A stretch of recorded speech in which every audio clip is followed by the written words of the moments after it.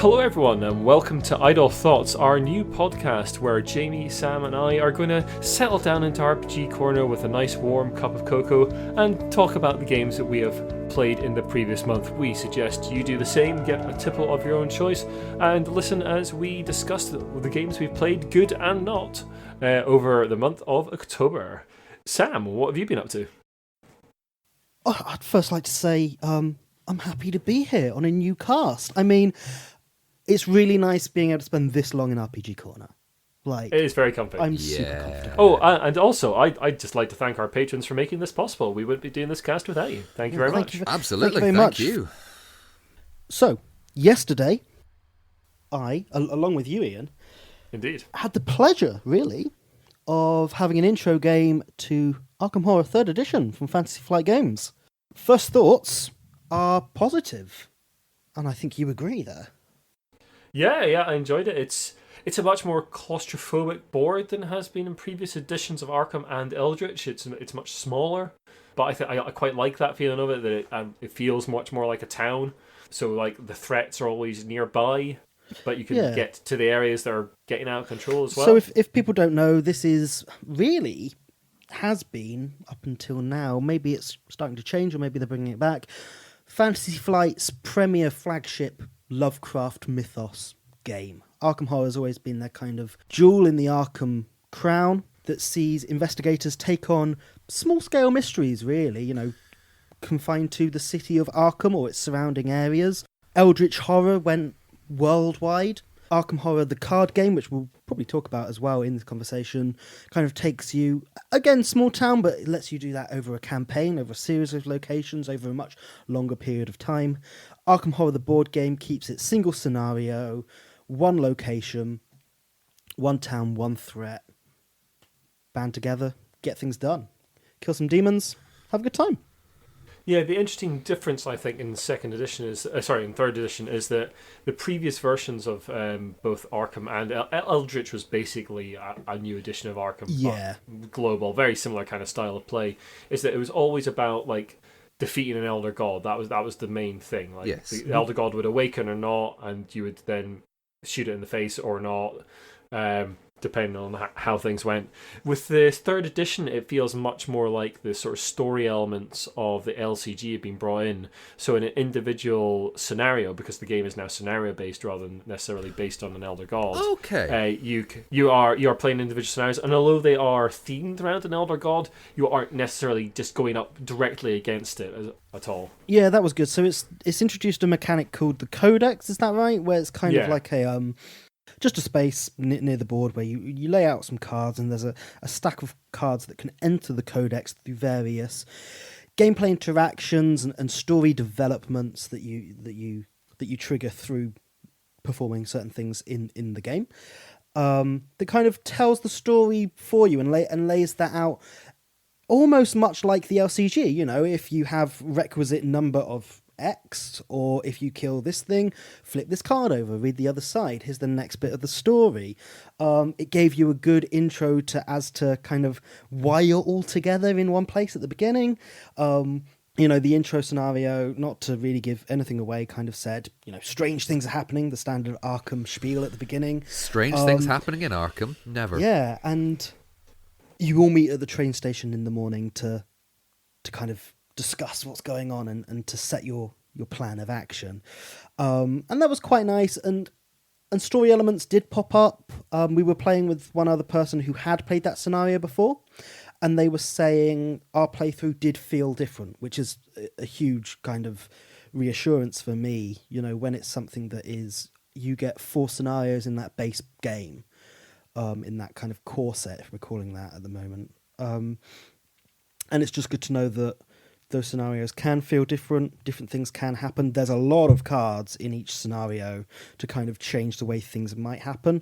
And obviously there's a fair amount of random elements as to kind of what cards are going to be drawn, what encounters are going to come up for each player, what enemies are going to enter the board, and just to change various things as you play through each different playthrough.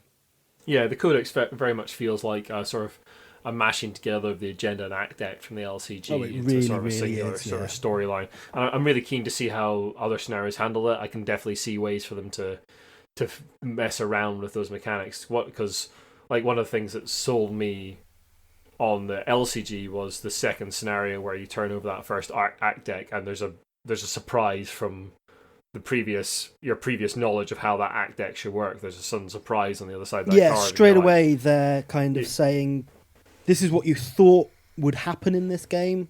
Think again, we can do different things with this. Yeah. It can, and it's one of the things throw you that's off. really impressed me all the way through the LCG development is that the designers consistently push the boundaries of what they've taught you. They teach you in one scenario, well, this thing happens, or they teach you in a previous campaign, here's how this game works, and then in the next game they just break it. They just shatter against the wall. Some other things we talked about when we were playing the game that I really liked. Differences from 2nd edition to 3rd edition. 2nd edition of Arkham Horror, I'm sure probably 1st edition as well, not that I've ever played it, or really seen a copy, to be honest. And same with Eldritch, is that it has a set board. You know, it's got your very common rectangular board game board that never changes, printed on it, whereas Arkham 3rd edition brings in a modular map, which is really, really nice.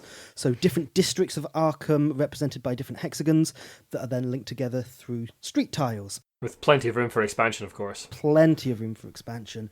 But again, I think that just makes it feel so much more unique scenario to scenario. I feel that there was this thing you could do in 2nd edition, which is you pretty much, you know the map. You know, that you know, oh, it takes me that lot. If I want to go and get healed, I know how many moves that's going to take me. I know how much money that's going to cost me. Whereas this is constantly changing, you know. And when we say constantly changing, it's Arkham. Could the town change during scenario? I'm sure that could happen in the future. Who knows? The other thing I really liked about the small map is it was easier to parse what was going on, like to see where the threats and doom were. Like with Eldritch, I've always found like there's so many sort of tokens across the board, so many things happening, that it is slightly hard to see exactly what's going on all the time from moment to moment. Whereas with this, it always felt like I had a good idea of exactly what was going on at all times. Because of the way some people were... might not like that as much. Maybe. Because of the way things were set up, for me, it seemed like a much more tactile, visual version of the card game. That actually, you know, you don't have many locations. You can very clearly see this location links to that location, this one links to that. From there, I have to go through these ones. And that's very much what the card game tries to do, really. You know, it gives you usually around kind of, 5 locations-ish with paths between the two, and it brings it down to a much smaller scale. So I really feel that you as a player feel you are impacting the game because it's on that small scale. That's something that I didn't feel with Eldritch. Admittedly, I've only played Eldritch once, but because it was on a global scale, I felt kind of disconnected from the story of everything. Yeah, I've played Eldritch a lot. We got really enthusiastic about Eldritch when it first came out, and we really did enjoy it for a long time. It's become a little bloated with expansions over the years, but that's sort of to be expected. I was going to say the same thing could be said about Arkham Horror, because I know of a friend who I went to his house once. I turned around and went, "Is that?" He had a shelf full of Arkham Horror expansions. I went, "Is that all of it?" He went, "No." Well, I think the 2nd edition Arkham handled expansions pretty badly because you sort of needed to include a lot of stuff in there all the time. Whereas with Eldritch, it's like if you're doing this particular god, then you put on the Antarctic map, that kind of thing. It was sort of quite modular in that way, which was pretty nice. It didn't throw everything at once, but certainly later expansions introduced like negative modifiers to skills and that kind of thing, which were like felt really harsh in the game. Like it just made it much more difficult and more of a slog. Which I started to get a little tired of, and especially when the LCG came along, I really went off Eldritch because the LCG just did that sort of story a lot better, and I feel like Arkham is just a refinement of Eldritch plus some of the mechanics from the LCG. I was going to say from what I've kind of heard from not a little bit from you guys just there, and kind of the buzz around the internet is that 3rd edition basically seems to have taken a lot from the LCG. It really feels that way, and I think that's entirely a good thing. Like, it really is a good thing. I'd agree. The LCG has this kind of, you can play this adventure in standalone mode. And in my mind, I'm kind of like, well, I probably would never do that. You know, if I want to play Arkham LCG, I want to go into it and I want to get the story and I want to get the campaign element. I want to take my investigator through that story and develop that as that goes. Yeah. But a lot of the time I do kind of feel like, I'd just like to sit down and play a bit of Arkham. And really, the board game felt like that. It's like, okay, you just want a 2-hour experience where that is it, start to finish. You don't have to play any more after that. Sit down and play this. It's everything you love about the card game and that kind of story mechanic and the story pushing that and really feeling involved in that. But it's just a bit more bite size in a sense. Yeah, you don't need the deck building. There's not the investment of cards, that kind of thing as well. Yeah, I think it's a big thumbs up from Sam and I. So, Jamie, what have you been playing? A couple of things. My board gaming slightly slowed down a little bit since I've moved back to Glasgow. But one I picked up very recently was 1960, The Making of the President. A game that proves that board games are not boring at all. That simulates the 1960 presidential election between JFK and Richard M. Nixon. Tell me more. Can't say I'm sold. It's a game from GMT Games, and throughout... GMT, famous for long-time #1 board game in the world, Twilight Struggle, which again covers the riveting theme of the Cold War. I think actually does it very well. It does do it. I'm going to mention Twilight Struggle a wee bit throughout my kind of talking about it, mainly because it's the only other GMT game I have played. And same. Jason Matthews, who co-designed both Twilight Struggle and 1960 Making of a President. Cool. Shoot. Go for it. So, 2-player, I guess, area control game, where one person takes the Democrats, helmed by JFK, and one person takes the Republicans, helmed by Nixon. And it is set across the 50 states of United States of America. The game has 9 turns, simulating about 9 to 10 weeks of campaigning. You have cards very similar to Twilight Struggle that have an event on them, which corresponds to some real-life historical event that took place during the campaign. And it has an effect. It has an effect, and it also has a set of points. Now, in Twilight Struggle, they were ops points or operations points. In this, they are campaign points. The main difference... So is it basically kind of gaining voters across the different states, and that's kind of the swing in each state, that's the visual representation. Slightly, yes. So you can spend some of the points to add cubes to different states. Gotta love cubes. With the proviso being that your candidate has to move to that state when you're placing cubes down, if that makes sense.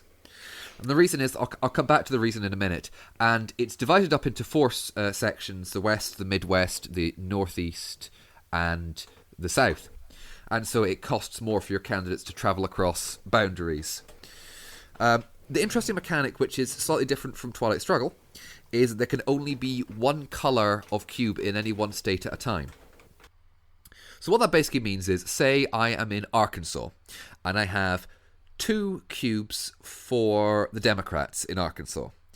And the Republican player uses 3 campaign points to put 3 cubes in Arkansas. What that means is, you would take away those 2 Democrat cubes, and then put 1 Republican cube in it, eliminating all Democrat influence. Does that make sense? Yeah. I realise that, this is a little bit dry, and I'm maybe not explaining it the best, but there is a nice tension about it, as very similar to Twilight Struggle. You're playing the cards back and forth, and they are messing up you or your opponent. It's a very limited game. You're only having a set number of cards a turn. But combined with this, whereas Twilight Struggle had, for example, the space race track, in this you have the issues track, whereby you've got 3 issues, and you can spend points to put cubes into them, and they're on a separate track. And at the end of a round, you will get markers, and you'll get extra support in the form of momentum markers, which can be spent to preemptively block or activate event cards, or you can get endorsements, which will improve. So does it give a good feel of like that election struggle, that sort of push and pull of like key states and that kind of thing? I found, yes, I've played it twice with my partner. The thing that's important is some of the states are definitely more important than the others due to the fact that it's whoever has the most electoral college votes. Yeah. Now, for example, California has like 35 or something like that, and 32. New York has... I'm looking at a board now. Pardon? 32. Is that the number in the top corner of the state? It is. 32. 32. Okay, still a serious amount, and New York has somewhere in the 40s. So those kind of states are very important. Some states only have 3 or 4. You might not fight too much over them. When I first played it, I was aware of this, and I kind of built up all those states, and I kind of won very comfortably. Second time, my partner was very aware of it all of a sudden, and it came down to the wire, basically. I think it's that same thing with Twilight Struggle, that there's, throughout the play of the game, throughout the different phases of the game, there's this huge power struggle going on. It swings in one way, then it swings in the other way. And throughout that, there's some areas of the world become important much later in the game, whereas some areas are constantly being fought over, such as, Europe's always a mess.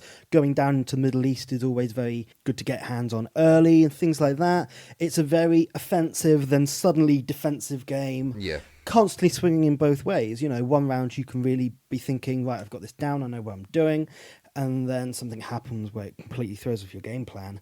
I like it to that extent. I haven't had the best I don't want to say the best relationship with Twilight Struggle. I think it's fine. I don't enjoy it as much as you guys do. I've only played it a couple of times. I got rid of my copy because I just never got it to the table. And yeah, like yourself, Sam, I just never quite got it. I think it's one of those games that if it really grabs you, you'll just play a lot of. Yes, if it doesn't, then you're just going to be like bounce off it. Twilight Struggle grabbed me, and I really enjoyed it. 1960s grabbed me a little bit more. I just think it's, in some ways, a little bit simpler. In some ways, it's not. Well, you said you've also made a purchase of Sekigahara? Yes, I've recently purchased Sekigahara, which is another GMT game, and that is centered around the Battle of Sekigahara, which is a decisive battle at the end of the Sengoku Jidai, which was a warring period in Japan in the, I'm going to say early 1400s, but the battle that basically cemented the Tokugawa shogunate as the rulers of Japan for the next couple of hundred years. Last weekend, I was down in London, and I popped into Orcs Nest, and they've got a GMT wall, and I was completely ignorant to the fact of how many games these guys have made. It's loads. Throw it out. You name a battle, there's a board game. Yeah, but no, going back very quickly to 1960, it kind of got its hooks into me. I wasn't too sure at first. Just again, I looked at everything and kind of went, "Oh god, this is very difficult." And GMT for me, it seems to be the games look complicated, and they're not that. They're not really. It's just they've got a few fiddly mechanisms. And I think it's so much of like the complication, I think, comes from people's kind of people think about the theme too much. Yes. That actually you look at kind of 1960s election or the Cold War or whatever it might be and feel like, oh, that's going to be a very heavy game. And I think on the surface they're not. They're pretty much just area control games. That's all. Yes, absolutely. That's what they really are. It's how many points do I have in this location? Okay, you've got more than me. I'm going to try and take that back. Yep. At the end, we kind of score things and see who's done the best. But it's, and as you said, it's on a good. It goes from turn to turn. Sometimes you're on a fantastic offensive. Sometimes the opponent plays one card and it affects you, and you're scuppered for the turn. One thing I want to add very quickly about 1960 is that unlike Twilight Struggle, in which no matter who card plays, so if you play your opponent's card, it automatically activates. In 1960, that doesn't happen, which is where momentum markers come in. Momentum markers can be spent to either, before a card is played, as I said previously, preempt your opponent going, oh, that's a really good event, I'm going to activate that, which they would then spend a point after you've used the card to go, right, I'm activating this event now, which adds another little back and forth, and it takes a little bit of onus off the, I've got such a bad hand this turn, I can't do anything with it, because anything I do will immediately be scuppered by the events that are being made. So yeah, my 1960 is rather my thing right now. Nice. Sounds like it. Cool. Iain, I will shut up about it. what about you? What have I been playing? I've been playing a lot. I've been playing quite a lot of role player over the month. Cool. We've gotten that out a few times. I got the base game and the expansion, the Monsters and Minions. That's something we've all played together. Yes. Yeah, we've played the base game together. Yeah, I I've think now you guys played quite 2 liked games it. of it. I've played 2 games now, Jamie. I think you've still only played the one. Still only one. I think it's cool. I really enjoy the puzzle element there. I've mentioned in the past to both of you that I'm not keen on the art. I think they're going for quite a fun, free and casual vibe to the actual gameplay, but the arts are very serious. I know, Ian, that's something that you enjoy. Yeah, I quite like the juxtaposition of those two things. I'd have liked to see a bit more kind of fun art style Fair enough. that kind of got across the kind of silliness that they're trying to get with the gameplay, and I think really does come through when you play it and build your character. Yeah.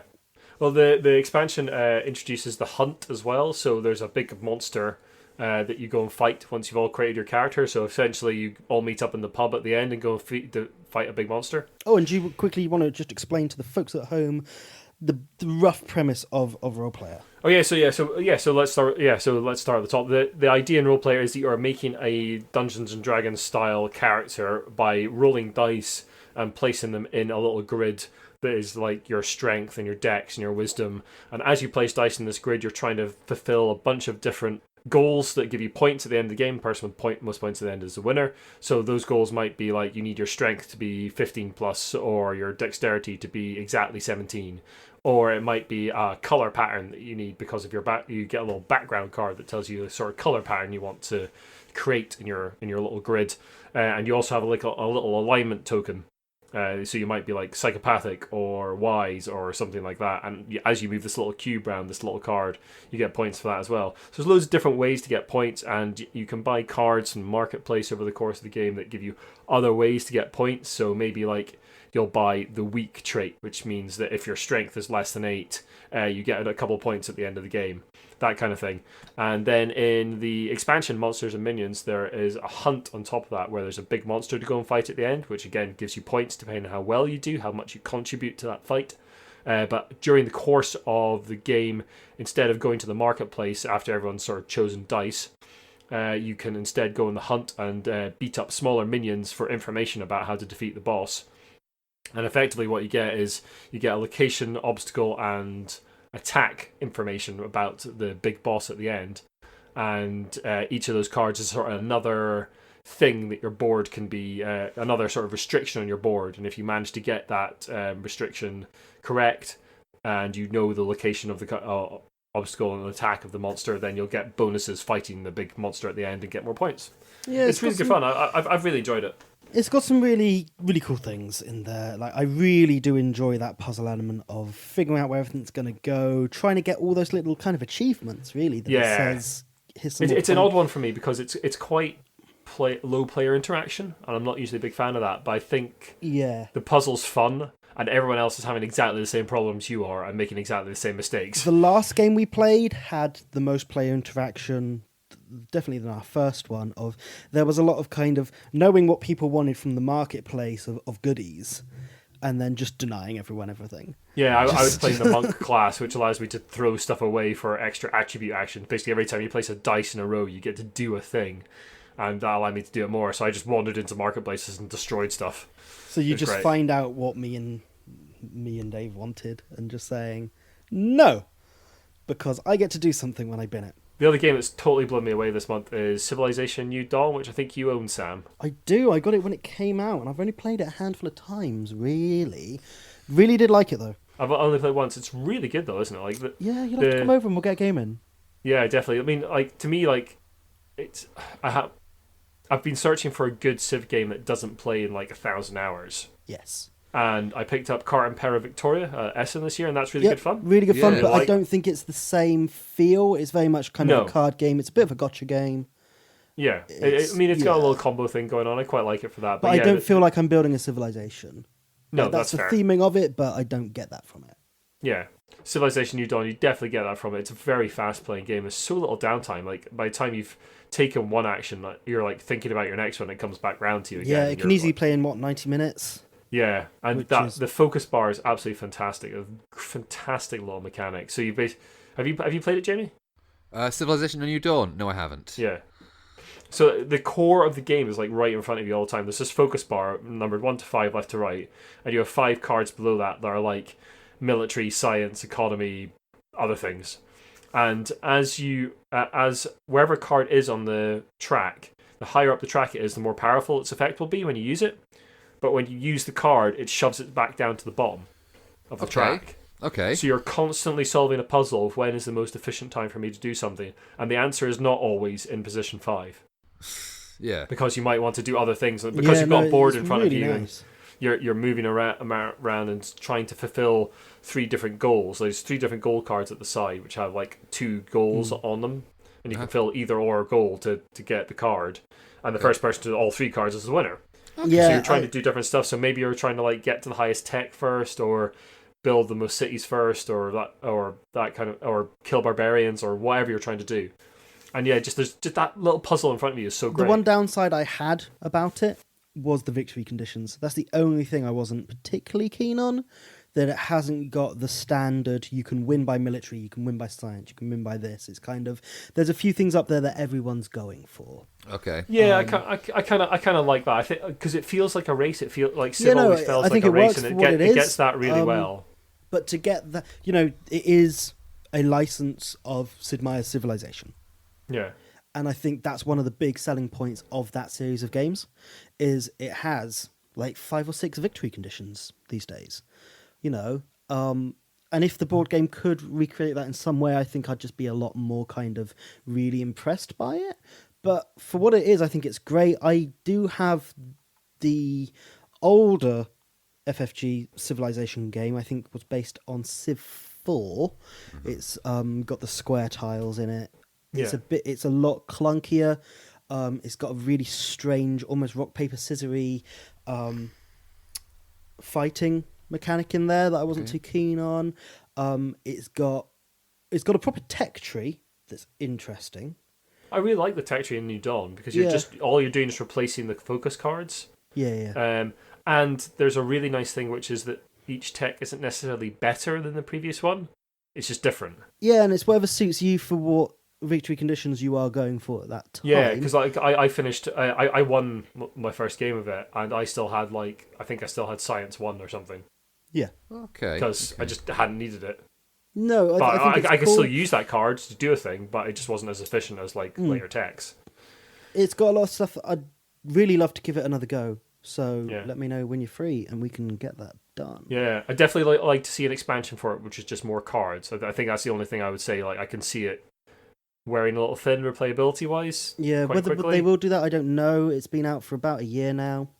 Yeah, I don't think it was terribly successful. Unfortunately, I think it's one of their most elegant designs yet. I mean, I love Arkham Horror LCG, as you know, and as our listeners know that. I've never mentioned it before. I've never really mentioned that game. It's just this little game I play obsessively. But yeah, I think New Dawn is like just a beautifully elegant piece of design. Really, really good. Well, thanks very much for listening, folks. We hope you've enjoyed this first Idle Thoughts episode. We'll be bringing you more in the future. And let us know what you're playing, what you've been enjoying in the previous month, and let us know what you want to hear about. We'll be obviously putting up games on our Instagram feed and Twitter as we play them over the course of the month, and let us know what you'd like us to talk about on Idle Thoughts. Thanks very much for your patronage, and thanks very much for listening. Goodbye.